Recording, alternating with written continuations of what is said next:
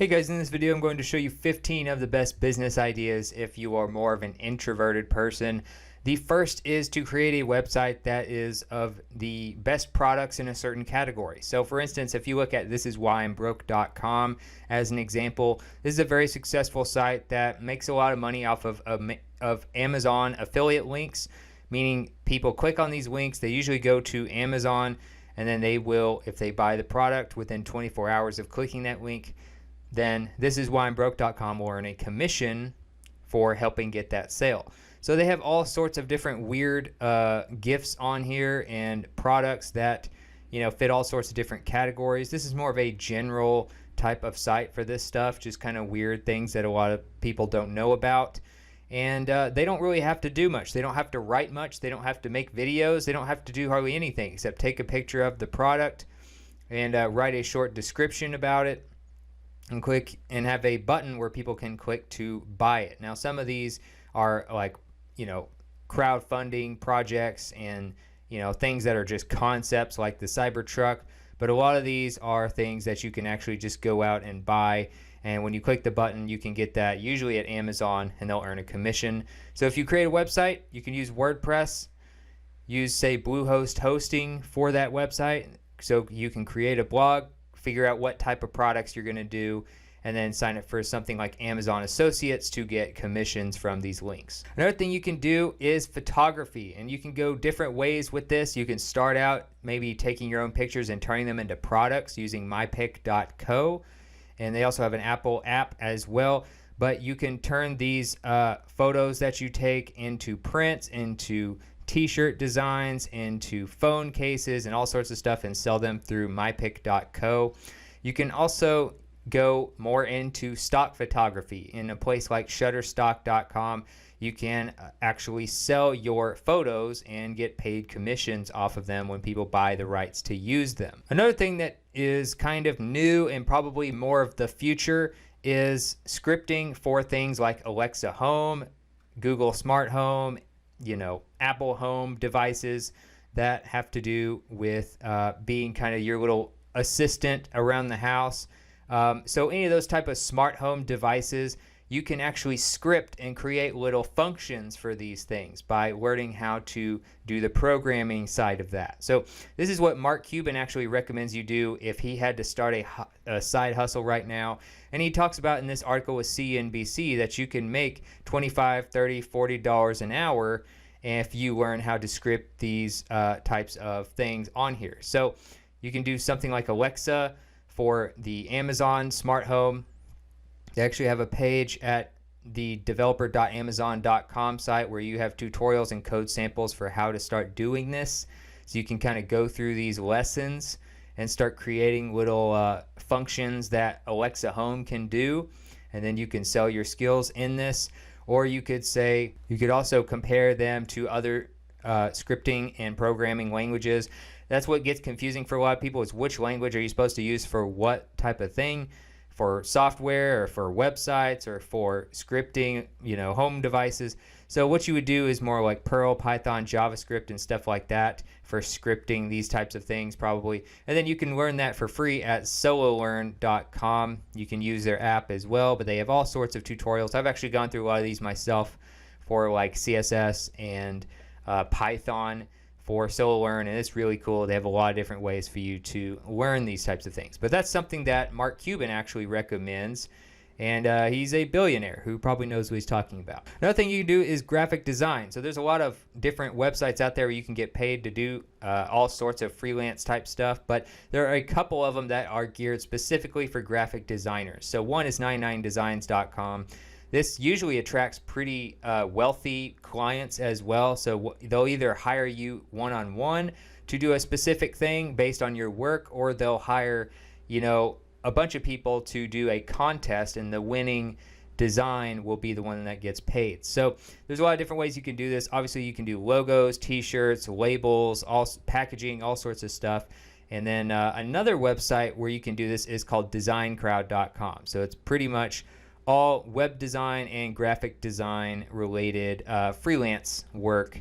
So between those two websites, you can probably find some pretty good high-paying work. Another thing you can do is create web apps. This is a great way to make passive income, and if you're more introverted, you don't have to talk to anybody to do this kind of stuff, especially if you create these websites yourself. So one example is Web Resizer. This is a site I like to use from time to time to edit certain photos that may be too large. Sometimes I make a YouTube thumbnail and the file size is too large. So I'll go to something like Web Resizer.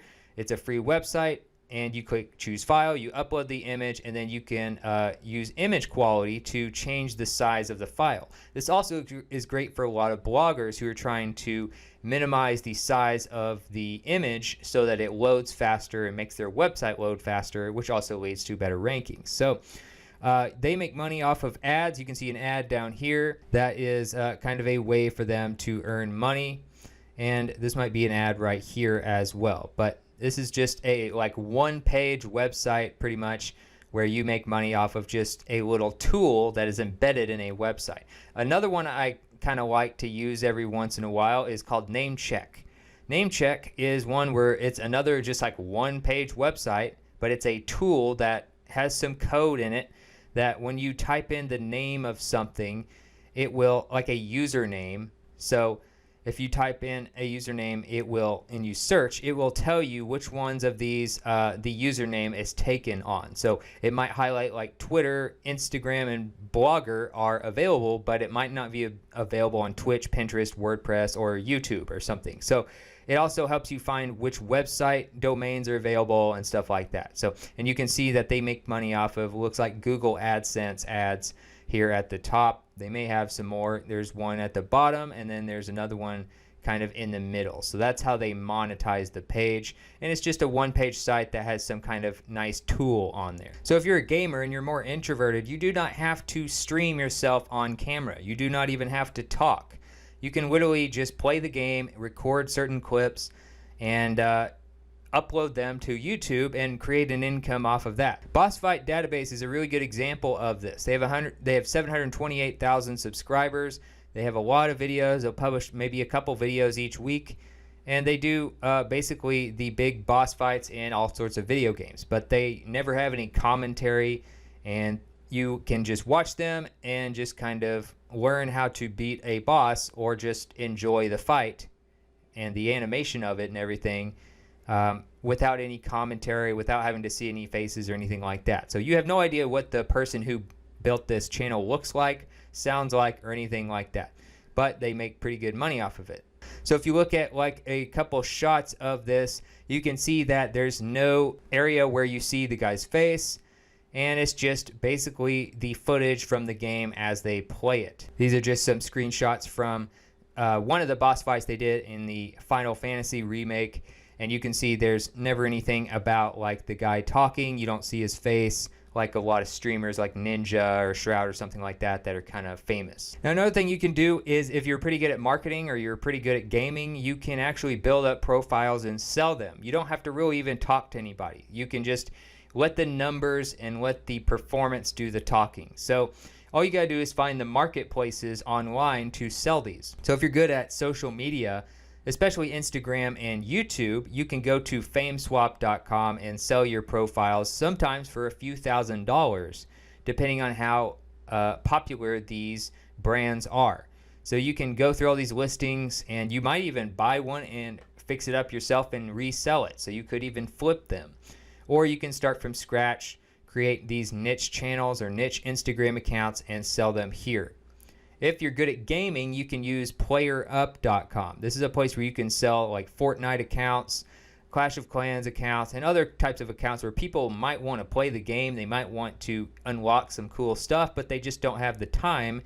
But they do have the money, and you might be the type of person who knows how to build big profiles, and then you can literally make a living out of building these different gaming profiles and selling them on playerup.com. Another thing you can do is blog, of course. So I have my own blog, selfmadesuccess.com. I talk about all sorts of stuff on here. But another thing you can do is monetize a blog a lot of different ways. You can monetize it with ads. You can see an ad right here. You can monetize it with, say, your own membership program. You can do a blog about finance. You can do a blog about your favorite sports team. Here's another example. Here's some ads on this one as well. That's one of the ways they monetize this website. So there's all sorts of different types of blogs. You can really make a blog about anything. I recommend starting out small niche though, because otherwise it's going to be very difficult if you start out with a real broad audience and try to compete against, the big boys in the industry.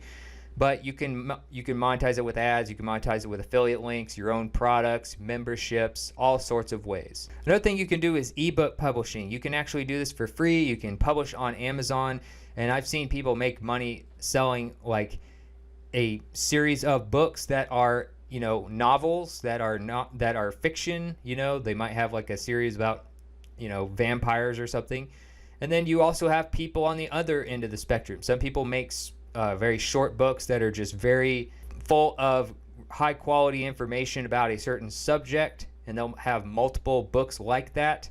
And then some of them, they might write one book that makes them $1 million. So you can self-publish ebooks without having a publishing company and all of that by going to kdp.amazon.com. Here you can earn 70% commissions by selling through like Kindle and other digital formats through Amazon. Another thing you can do if you're more introverted but want to start a business is basically sell t-shirts, coffee mugs, and other things that you can use from your graphic design skills or from other people's graphic design skills. You can just come up with a design idea or a label idea and then have somebody create it on a site like Fiverr or 99 Designs, or create it yourself. And obviously you got to make sure that there's nothing trademarked in there, nothing that's going to cause copyright problems. But once you have that, you can have it printed on demand and sold online, which basically means if you use a site like Teespring, you can create these different types of products and it will not be created until somebody buys it. And when they buy it, they print the product, pack it, and ship it to the customer for you in exchange for a percentage of the sale. Otherwise, you would have to deal with manufacturing, and you would have to get a big order of products, and you would probably have to sell them out of your house, and you would be in the hole by, thousands of dollars before you've even made your first sale. But so this is a much more efficient way of doing things, and it allows you to sell physical products without actually having to handle them yourself. One thing that's also nice about something like Teespring is you can sell directly on YouTube. So if you were to create a YouTube channel at some point, you can sell your merchandise directly here, as you can see by this example here of a YouTuber who does this. But you have these t-shirts and all other types of products that you can sell on demand directly on your YouTube channel and other ways as well. Another thing you could do is, if you're introverted, programming is usually a great way to go, whether it's a job or a business. But one thing you can do is sell your programming skills and get paid a lot of money per hour without really having to talk to anyone that much. So a lot of freelance sites, you will probably have to talk to people like Upwork or Guru or whatever. You have these different sites where you're probably going to have to do like a Skype call or something for them to kind of vet you and see if you're the type of person they want to work with. Or you could have them approach you, and it kind of gives the freelancer a little more power. So you could do that with Fiverr.com. Fiverr, you kind of already have your set rates. You have reviews that determine how you rank in the algorithm. And then you kind of just direct message each other back and forth if needed. And that is how that's the only type of communication you really have to have. You don't usually have to, talk to people that much. You kind of have, this is what I'm going to do. These are the types of, programming jobs I'll do for you. You can click a button here on Fiverr and I will do it for you within a given amount of time for a set amount of money. So if you were, say, to do like web programming on Fiverr, you can go and look at some of the top ones on here. You see starting at $800, starting at $125. Some of them are even lower. You'll probably have to start out low, work your way up to be able to sell higher price points later on. But you have $600 here. You have all sorts of stuff where you can make a lot of money by and avoiding a lot of the hassle that comes with traditional freelance sites, where you would kind of have to pursue the jobs as opposed to the people hiring pursuing the freelancers. Another thing you could do is create mobile apps for people. One way you can start doing this, or at least get familiar with it without knowing how to code, is with appypie.com.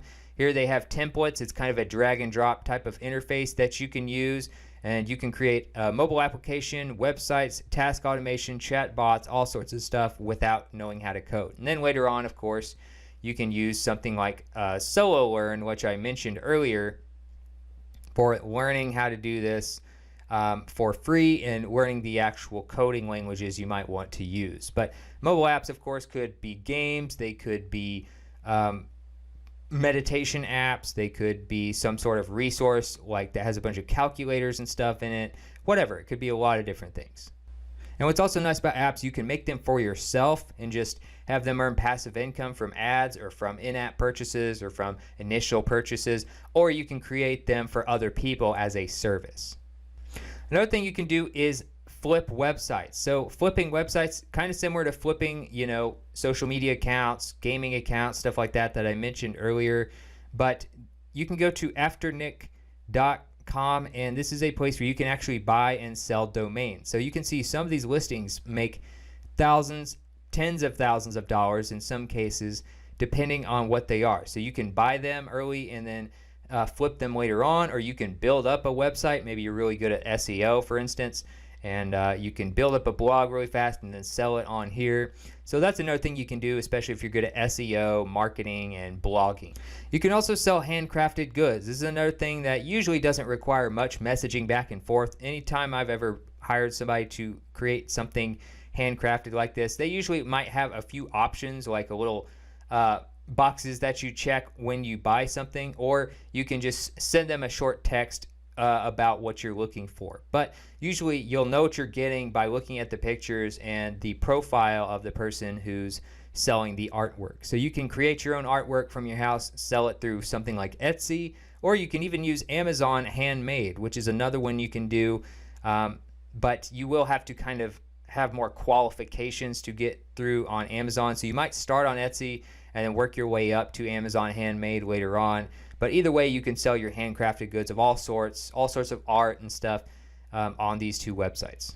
Last but not least, you can be a guest writer. So good writing is still very much in demand. A lot of websites are going towards certain niches and trying to dominate these certain niches where they will have specialized writers come in and do guest work for $100, $200 or more per blog post that gets published. So I have a list of like 19 websites that pay you around $200 to write a blog post or article as a guest. That means you are not their employee. So you have a bunch of different types of websites on here that have to do with coding. Some of them have to do with travel, some of them poker, some of them, parenting. There's a lot of different types of websites that will pay you really well on here. So you can find all sorts of websites like these, but like here's another example, like listverse.com. They used to pay you like a flat fee per article, but now it's more like if you publish a few on here and they do well, they might hire you and then pay you to do so many articles per month or so as kind of a guest or as kind of a independent contractor for their site. So you could get long-term commitments from people by doing like a quota as a freelancer or as an independent contractor where you're not really an employee, but you are someone who writes consistently for the same websites. Or you can just, do here and there a few blog posts at a time, $200 here, $150 there, and make money just from kind of blogging for different sites all over the place. So those are a few different things you can do as an introvert, a few business ideas that I've come across that seem to do very well, a few websites to help you get started. Hopefully this was helpful, and I'll see you in the next video.